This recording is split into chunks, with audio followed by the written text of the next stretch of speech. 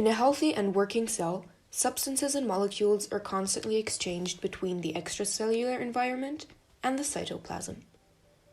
Therefore, in order to move through the cell membrane, substances use different methods depending on their characteristics. Naturally, without energy, the molecules move along the concentration gradient from a place of higher to a place of lower concentration. The concentration gradient indicates the difference in the concentration of a substance between two areas. Sometimes it is necessary to transport molecules or ions against their concentration gradient in order to accumulate them. To understand the secondary active transport, we first have to take a look at active transport in general, which is needed for transport against the concentration gradient.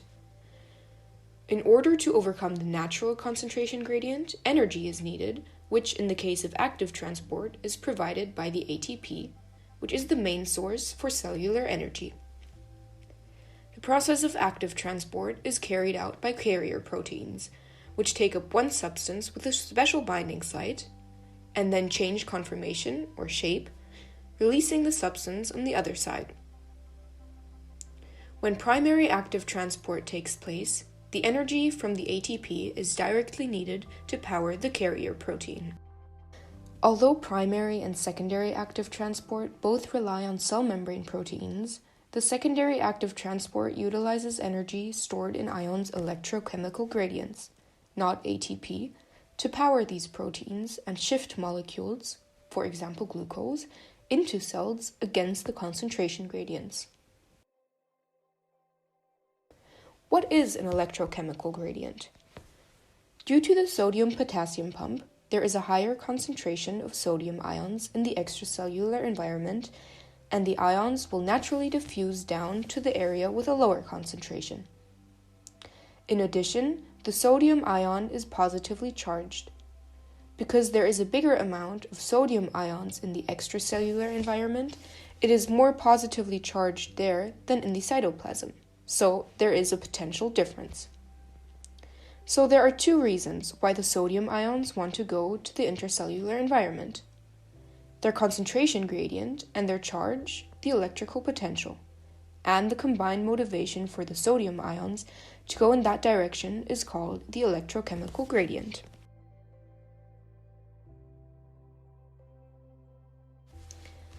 And this electrochemical gradient drives the secondary active transport. It uses the energy of a sodium ion flowing down its electrochemical gradient to transport another molecule, for example glucose, against its concentration gradient.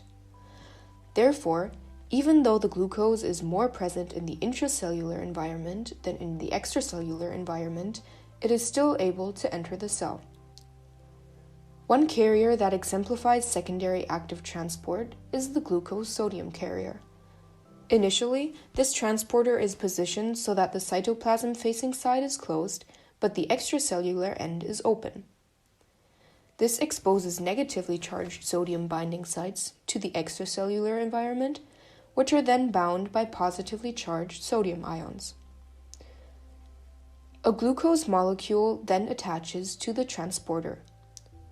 Only if all the binding sites are occupied, the carrier changes its conformation, which is the change of shape of the carrier protein. This simultaneous binding of sodium and glucose causes the protein to close its extracellular region and open the cytoplasm-facing side. The glucose molecules and sodium ions move then to the cytoplasm. But the glucose is being transported against its concentration gradient. That's why it's a kind of active transport. The sodium ion and glucose then detach and enter the cytoplasm. It's co-transported with the ions into the cell, but against its concentration gradient. Once empty, the transporter returns to its initial orientation. Based on the information we have now gathered, we can state that the secondary active transport is directly using the energy of the primary active transport, transporting ions against their concentration gradient, thus the term secondary. Thank you for listening. We hope you understood it all well.